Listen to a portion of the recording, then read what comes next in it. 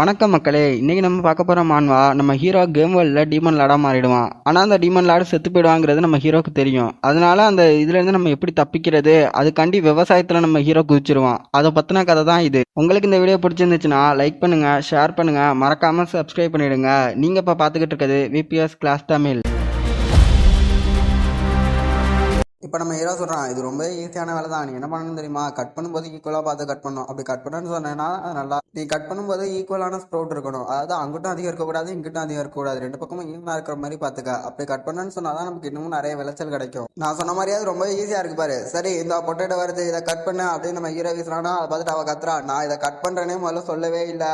அவள் அப்படி கத்தும் போதே பார்த்தா நம்ம ஹீரோ வீசுறானா. அதை பார்த்தா வெட்ட ஆரம்பிக்கிறா. எல்லா பொட்டேட்டோவும் கண்ணாமலான்னு வெட்டுறா. அதை பார்த்துட்டு ஹீரோ ரொம்பவே ஷாக் ஆகுறான். ஷாக் ஆகிட்டு அதை போய் எடுத்து பார்க்குறானா. எடுத்து பார்த்துட்டு சொல்கிறான், நான் எதிர்பார்த்த மாதிரியே தான், நீ ரொம்பவே பர்ஃபெக்டா கட் பண்ணியிருக்க. இப்போ ஹீரோ சொல்றான், எனக்கு இது முன்னாடியே தெரியும். நீ மட்டும்தான், உன்னால மட்டும்தான் இதை பர்ஃபெக்டா வெட்ட முடியும்னு எனக்கு தெரியும் சிகிரி. அதை கேட்டுட்டு வெக்கப்பட்டு நிக்கிறா. திடீர்னு கத்த ஆரம்பிக்கிறா, நீ என்ன நினைச்சடி மேன்? உன்னோட அந்த மயக்கிற மாதிரியான பேச்சுக்கு நான் திருப்பி வாங்கி விழுவேன் நான் நினைச்சேன். நீ ஒரு ஏமாத்துக்காரன், மோசடிக்காரன், அதோட நீ ஒரு கெட்டவன் அப்படின்னு அவ கத்துறா. இப்போ ஹீரோ பார்த்தோம்னா டக்குன்னு அவன் கிட்ட வந்துடுறானா. கிட்ட வந்துட்டா அவங்களோட கையை பிடிக்கிறான். அதை பார்த்துட்டு வெக்கப்பட்டுட்டே இருக்கிறா. அம்மா நீங்க இப்போ என்ன பண்றீங்க? பார்த்தா நம்ம ஹீரோ அவளோட பிளேட்ல இருக்க இதை தொடச்சிக்கிட்டு இருக்கான். இப்போ ஹீரோ தொடக்கிற பார்த்துட்டு அவள் தங்கிக்கிட்டே கேட்குறா, ஆமாம் நீங்கள் இப்போ என்ன தான் பண்ண நினைக்கிறீங்க அப்படின்னு அவள் கேட்குறாளா. அப்போ நம்ம ஹீரோ சொல்கிறான், வேற என்ன, இந்த பொட்டேட்டோ ஜூஸ் உன் மேலே தெரிச்சிருக்க, அதனால தான் நான் அதை தொடக்கணும்னு பார்க்குறேன், இது தப்பா அப்படிங்கிற மாதிரி ஒரு ரொமான்டிக் லுக்கில் கேட்குறான். இப்போ அதை பார்த்து சிக்கிரி மனசுக்குள்ளே யோசிக்கிறா, அட நீ என்ன பண்ணுற, நீ என்ன பைத்தியமா? ஏன் என்ன அப்படி பார்க்குற? உன்னோட அந்த கண்கள் அதில் ஒரு சின்சியாரிட்டி தெரியுது. ஏன் என்னோட ஆள் மனசு ரொம்பவே சூடா ஒரு ஃபீலிங் தருது அப்படின்னு அவன் நினைக்கும் போது இங்கிட்டு பார்த்தா ஹீரோ இன்னொன்று யோசிச்சுக்கிட்டு இருக்கான். அதாவது நம்ம ஒரு கடமை உணர்ச்சியோட அந்த பிளேடை சுத்தம் பண்ணேன்னு சொன்னா தான் ஒரு பொட்டேட்டோலேருந்து இன்னொரு பொட்டேட்டோவுக்கு இன்ஃபெக்ஷன் பரவாமல் இருக்கும். அதுதான் ரொம்பவே நல்ல விஷயம் அப்படின்னு நினச்சா அவன் தொடச்சிக்கிட்டு இருக்கான். இப்போ சிகிரிகிட்ட போயிட்டு சொல்கிறான், நான் திருப்பியும் உங்ககிட்ட ஒரு வாட்டி கேட்குறேன், நீ ஒரே ஆள் மட்டும்தான் இதை பண்ண முடியும் அப்படி சொல்லிட்டு மனசுக்குள்ள நினைக்கிறான். இந்த டிமன் மட்டும் வெட்டிச்சுன்னு சொன்னால் இதனால எனக்கு நிறைய பொட்டேட்டோ மற்றவங்களுக்கு தரது சேவா. இப்போ சிகிரி சொல்கிறா, சரி நான் இந்த ஒரு வாட்டி மட்டும் பண்ணுறேன் அப்படின்னு சொல்லிட்டு அவன் மனசுக்குள்ளே யோசிக்கிறா, நான் இந்த ஒரு வாட்டி மட்டும் தான் ஹெல்ப் பண்ண போகிறேன், ஏன்னா நான் இல்லாமல் தான் உன்னால் ஒன்றுமே பண்ண முடியாது, நீ ஒரு முட்டாள் டிமன் லாட்ரா. இப்போ நம்ம ஹீரோ சொல்கிறான், அப்போ சரி நான் போயிட்டு சுடுதண்ணியும் துணியும் கொண்டு வரேன், இன்னைக்கு நைட்டு ஃபுல்லாக நம்ம ஒன்றா சேர்ந்து எல்லாத்தையும் வெட்டுவோம். அப்போ அவன் மனசுக்குள்ளே நினைக்கிறா, நீ எதை நினச்சிதான் இவ்வளோ சந்தோஷமா இருக்கேன்னு எனக்கு புரியலை முட்டாள். இப்போ பார்த்தோம்னா அவங்க ரெண்டு பேரும் சேர்ந்து நிறைய இதை வெட்டிக்கிட்டு இருக்காங்க. வெட்டும் போது ஹேர்டாக் மேலே இருந்து பார்க்குறான். அப்போ அவங்க பேசிக்கிறாங்க, ஒரு நிமிஷம் பொறுமையாயிரு, உன்னோட அந்த வலது கையில் இருக்கிறத நான் தொடச்சிடுறேன். இல்லை நீங்கள் என்ன நினைக்கிறீங்க, அதை சர்க்கா வச்சு என் கையை பிடிக்கலான்னு நினைக்கிறீங்களா அப்படின்னு சீரி சொல்கிறா. இப்போ நம்ம ஹீரோ சொல்கிறான், ஐயோ என்னை மன்னிச்சிரு, நீ ரொம்பவே டயர்ட் ஆகிட்டியா அப்படின்னு கேட்கும்போதே அவள் சொல்கிறா, இல்லை நான் ஒன்றும் அந்த அர்த்தத்தில் எதையுமே சொல்லலை, இதை வெட்டி வெட்டி எனக்கு கொஞ்சம் போர் தான் அடிக்குது. சரி இந்த நேரத்தில் சரியான ஒரு பாட்டு பாடணும் அப்படின்னு நம்ம ஹீரோ சொல்லிட்டு பாட ஆரம்பிக்கிறான். இப்போ ஹீரோ அவளோட ஒரு ஸ்வாடு தொடச்சிக்கிட்டே அந்த பாட்டை பாடிக்கிட்டு இருக்கான். முளைக்கில உருளைக்கிழங்கு வளரும், பூ பூக்கும் அப்படின்னு சொல்லி பாடிக்கிட்டு இருக்கான். அவளை வெக்கப்பட்டுக்கிட்டே உட்காந்து வெட்டிக்கிட்டு இருக்கா. இப்போ ஏர்டாக் அதை பார்த்துட்டு மனசுக்குள்ளேயே நினைக்கிறான், என்ன ஆச்சுக்கிறே, நீ அவனுக்கு ரெண்டு பேர் மாதிரி ஒரு முட்டாளாயிட்டியா என்ன? நீ அவன் கொஞ்சோண்டு பாராட்டினாங்கிறதுக்காண்டி நீயாவே வாலண்டியராக போய் எல்லா வேலையும் செய்கிற பார்த்தியா?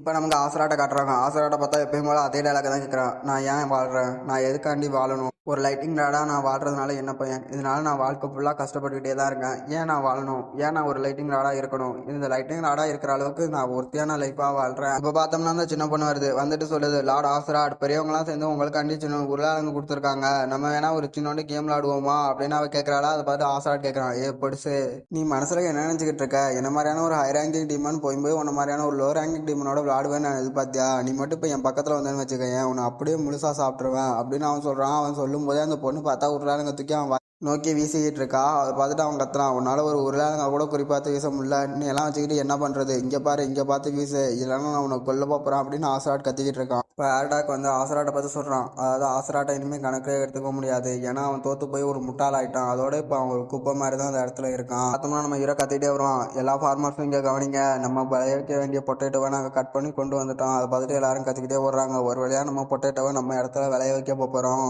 இப்போ வந்து ஏர்டாக் பாலை பார்த்து சொல்கிறான், பால் ஆரம்பத்தில் ஒரு முட்டாள் தான், இப்போ எல்லாருமே இங்கே முட்டாள் ஆகிட்டாங்க, என்ன தவிர இங்கே இருக்கிற யாருக்குமே கொஞ்சம் கூட அறிவு இல்லை. இப்போ அங்கே இருக்கிற அந்த ஃபார்மிங் டீமில் இருக்கவங்களாம் போய் சொல்கிறாங்க, சிகிரி மேம் ரொம்பவே நன்றி, உங்களால் தான் எங்களுக்கு வேலை சீக்கிரமாக முடிய போகுது, நீங்கள் நைட்டு ஃபுல்லாக கஷ்டப்பட்டு வெட்டினதுக்கு ரொம்பவே நன்றி அப்படின்னு இன்னொருத்தர் சொல்கிறான். இப்போ சிகிரி அவங்கள பார்த்து சொல்கிறா, இல்லை இதை நான் ஒன்றும் உங்களோட நன்மைக்காண்டி எல்லாம் பண்ணல அப்படின்னு அவர் சொல்கிறாளா. அதை பார்த்து ஹேர்டாக் யோசிக்கிறான், என்ன முகம் அது, என்ன மூஞ்சி அது, 4 கிரேட் டீமன் ஜெனரலோட மூஞ்சி அது சிகிரி அப்படின்னு சொல்லிட்டு மற்றவங்களை பார்த்து சொல்கிறான், நீங்கள் தான் ஒரு பொட்டேட்டோ முளைக்கக்கூடிய தரத்தில் இருக்கிறதுனால அதை நினச்சி சந்தோஷப்படுறீங்களா? நீங்கள் எல்லாருமே டீமன்ஸ்னு சொல்லிக்க வைக்கப்படணும். இங்கே இருக்கிற எல்லாருமே முட்டாள், எல்லா டீமனுமே முட்டாள். நான் ஹார்டாக், இங்கே இருக்கிற டீமன் குலத்தோட ஒரே ஒரு புத்திசாலியான டீமன். நான் தான் இப்போ அடுத்த டீமன் கிங்காக ஆகணும்னு நினைக்கிறேன். எல்லாரும் உருளைக்கிழங்க பிளான் பண்ணிக்கிட்டே இங்கே கவனிங்க. அப்போ தான் நான் என்ன சொல்ல வரேங்கிறது உங்களுக்கு புரியும். நீங்கள் உருளைக்கிழங்க ரொம்ப ஆழத்தில் போச்சிடக்கூடாது. அதை நீங்கள் மேலே அப்பல குத்தி மட்டும் விடுங்க. அப்போ தான் அதோட ஸ்ப்ரவுட் அழகாக வளர்ந்து நிறைய தூரம் போகும். அதோட அது மட்டும் மண்ணுக்கு மேலே இருக்குன்னு சொன்னால் கண்டிப்பாக அதனால அதுக்கு இன்ஃபெக்ஷன் ஆகும். அதோட பூச்சி இது மாதிரியான விஷயங்கள் பரவும்.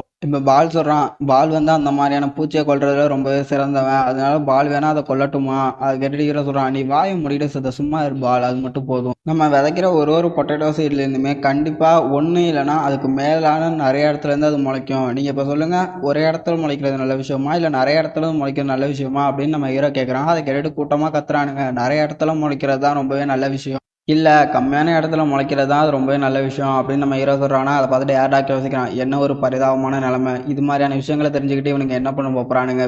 இப்போ பார்த்தோம்னா 2 டீமன் ஏர்டாக் பக்கத்தில் உட்காந்துக்கிட்டு பேசுது. என்ன நம்ம டீமனோட பேசிக்கிட்டு இருக்காரு, நிறைய முளைக்கிறது தானே நல்ல விஷயம், நிறையா இருந்தால் தானே நமக்கு நிறையா கிடைக்கும். ஆமாப்பா, நீ சொல்கிறதான் சரி, ஒருவேளை நம்ம டீமனோட தப்பாக சொல்கிறாரு போல அப்படின்னு அவனுக்கு சொல்லும்போது நம்ம ஏர்டாக் சொல்கிறான், பைத்தியக்கார டீமன்ஸ், கொஞ்சமாச்சும் உங்கள் மூலையை கொஞ்சம் யோசிச்சு பாருங்கள். அதாவது நீங்கள் இப்போ வந்து நிறைய இடத்துல அது முளைச்சிச்சுன்னு சொன்னால் நியூட்ரிஷன் நிறைய தேவைப்படும். ஒரு உருளைக்கிழங்கு வளரணுங்கிறப்ப அது நிறைய இடத்துல வளர்ந்துச்சுன்னு சொன்னால் ஒரு உருளைக்கிழங்குக்கும் சரியான நியூட்ரிஷன் கிடைக்காது. அப்படி இருக்கும்போது அது டேஸ்ட்டும் அதோட ஹெல்த்தினஸ் அதெல்லாம் நமக்கு கிடைக்கவே கிடைக்காது. இப்போயாச்சும் புரியுதா அப்படின்னு அவன் சொல்கிறதெல்லாம் நம்ம ஹீரோ பார்த்துக்கிட்டு இருக்கான். இப்போ நம்ம ஹீரோ ஏர்டாக்கை பார்த்து கேட்குறான், ஏர்டாக், அது உனக்கு எப்படி தெரியும்? அது நீ சொன்னது ஒன்று கூட தப்பு கிடையாது, நீ பர்ஃபெக்டாக சொன்ன, அது எப்படி உனக்கு தெரியும்? நீ முன்ன பின்ன ஃபார்மிங் பண்ணியிருக்கே, என்ன நினைக்கிறீங்க டீமன்லார்ட்? இது மாதிரியான சின்ன சின்ன விஷயம் கூடவா எனக்கு தெரியாது? நிறைய இடத்துல அது முளைக்குதுன்னு சொன்னால் கண்டிப்பாக அதில் உருளைக்கிழங்குக்கு நியூட்ரிஷன் கிடைக்காதுங்கிற இந்த சின்ன விஷயம் கூட அடிப்படையாக எல்லாருக்குமே அது தெரியும். இப்போ நம்ம ஹீரோ அவனை பார்த்து கேட்குறான், சரி அப்போ ஒரு பொட்டேட்டோ விதையிலேருந்து மொத்தமாக எத்தனை இது முளைக்கலாம்? அதுக்கு ஏர்டாக் சொல்கிறான், இதெல்லாம் என்ன விஷயம், இதுக்கான கண்டிப்பான ஆன்சர் கண்டிப்பாக 2 தான். ஏன் நீங்கள் இதை கேட்குறீங்கன்னு கூட எனக்கு புரியலை. எல்லாருக்கும் காமனாக தோன்றது என்ன விஷயம் தெரியுமா? கண்டிப்பாக ஏன் நம்ம 2 ஸ்ப்ரௌட்டை வளர்க்கணும்? அது மாதிரி 2 இடத்துல இது முளைக்கிறதுன்னு சொன்னிச்சுன்னா கண்டிப்பாக நமக்கு நியூட்ரிஷன் குறையும். அதுக்கு பதிலாக நம்ம அதை ஒரு இடத்துலேயே முளைக்க வைக்கலாம் அப்படிங்கிற மாதிரி எல்லாருக்கும் வரும். ஆனால் அதை ஒரு இடத்துல முளைக்கிறது உடஞ்சிச்சுன்னு சொன்னால் கண்டிப்பாக அதோட வேரே ரொம்ப பாதிக்கப்படும். அப்படி இருக்கும்போது இந்த செகண்டாக இருக்கிறது தான் அதுக்கான வேர்க்கோட எந்த பிரச்சனையும் வராமல் இங்கேருந்து சன்லைட்லேருந்து அதற்கான நியூட்ரிஷனையும் இதையும் ஜெனரேட் பண்ண கரெக்டாக இருக்கும். அப்போ சரி, இதுக்கு பதில் சொல்லு. அதாவது நம்ம அந்த பொட்டேட்டோ சீடை இது பண்ணதுக்கு அப்புறமேட்டு அதை சுற்றி மேடாக்குறோமே, அதனால என்ன நடக்கும்னு நினைக்கிற?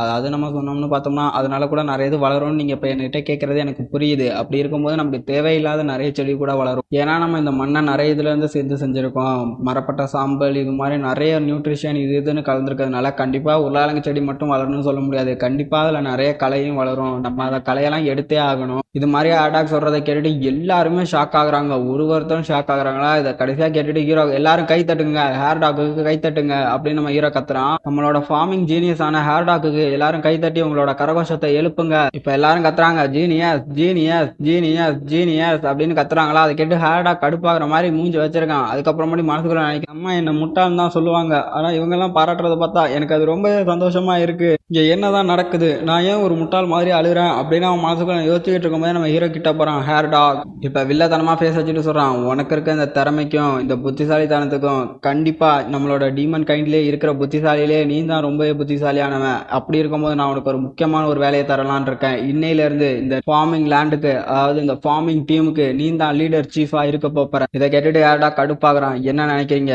என்னோட இந்த புத்திசாலித்தனமா இருக்கிற இந்த யோசனை, அந்த டீமன் குலத்துல இருக்கிற இந்த மாதிரியான ஒரு திறமை, இது எதுக்கு தெரியுமா? மற்றவங்கள்ட்ட இருந்து கொல்லவும் திருடவும், அதுக்காண்டி தான் இது எனக்கு கொடுத்துருக்காங்க. ஹீரோ அவனுங்களை பார்த்து கத்துறானுங்க, என்ன நினைக்கிறீங்க? ஃபார்மிங் சீஃப் லீடரா இருக்கிற இவருக்கு உங்களோட மரியாதையை செலுத்துங்க. இப்ப எல்லாரும் அவங்க மரியாதை செலுத்துற விதமா எல்லாரும் பாராட்டி கத்திக்கிட்டு இருக்காங்க. அதை கேட்டுட்டு அவன் கட்டுப்பாகிறான், தரங்கெட்ட தகுதி குறைஞ்ச டீமன்ஸ்களா நீங்க எல்லாம் இப்ப மனசுல என்ன நினைச்சுக்கிட்டு இருக்கீங்க? அப்படி அவன் மனசுல யோசிச்சுட்டு டக்குன்னு வெளியே லுக்க மாத்திட்டு, இன்னையில இருந்து என்ன ஃபாலோ பண்ணுங்க, நான் என்ன சொல்றேனோ அதுதான் கேட்கணும், இனிமே ஃபார்மிங் டே அப்படி ஒரு கூலான லுக்ல சொல்லிட்டு யோசிக்கிறான். நான் கொஞ்ச காலத்துக்கு இவனுங்களை வழி நடத்தலாம்னு நினைக்கிறேன், அது கொஞ்ச காலம் தான் அப்படின்னு அவன் மனசுக்குள்ள யோசிக்கிறான். இப்போ பார்த்தோம்னா ஹீரோக்கு ஒரு சிஸ்டம் மெசேஜ் வருது, இருக்கிற 4 டீமன் ஜெனரலோட மனசை நீங்க மாத்திட்டீங்க. என்னது மாத்திட்டனா அப்படின்னு ஹீரோ சிஸ்டம் மெசேஜ் மெசேஜை பார்த்துக்கிட்டு இருக்கான்.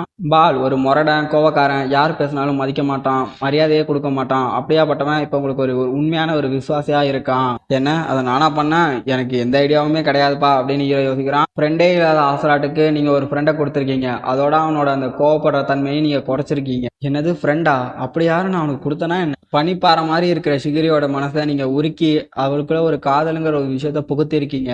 ஓ அப்படியா? அது ரொம்ப நல்ல விஷயம் தான் அவளுக்கு. ஆனா அதுக்கு நான் என்ன பண்ணேன்? நம்ம ஹீரோ பண்ற வேலையெல்லாம் பண்ணிவிட்டு இப்ப யோசிக்கிறான், நான் அவன் என்ன பண்ணான். நீங்க ஹேர்டாக்கு அளவுக்கு அதிகமான நம்பிக்கையை கொடுத்துருக்கீங்க. அவன் எல்லாரும் அவனை கவனிக்கணும், அவனை எல்லாம் ரெகனைஸ் பண்ணணும்னு நினைச்சான். நீங்க அதை நிறைவேற்றிட்டீங்க.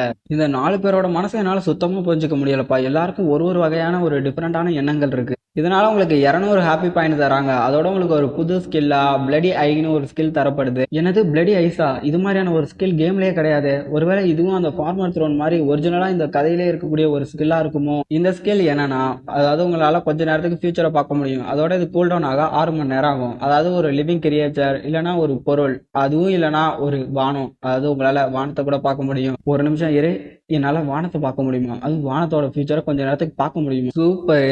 இதோட இப்ப எனக்கு வானிலை அறிக்கையும் கிடைச்சிருச்சு. இந்த இடத்துல இந்த சாப்டர் முடியுதுக்கா. உங்களுக்கு இந்த வீடியோ பிடிச்சிருந்துச்சுன்னா லைக் பண்ணுங்க, சப்ஸ்கிரைப் பண்ணுங்க, கமெண்ட் பண்ணுங்க. நீங்க போடுற ஒரு லைக்கும் தான் எனக்கு அடுத்த வீடியோ போடுறதுக்கு ஒரு மோட்டிவேஷனா இருக்கும். நன்றி மக்களே.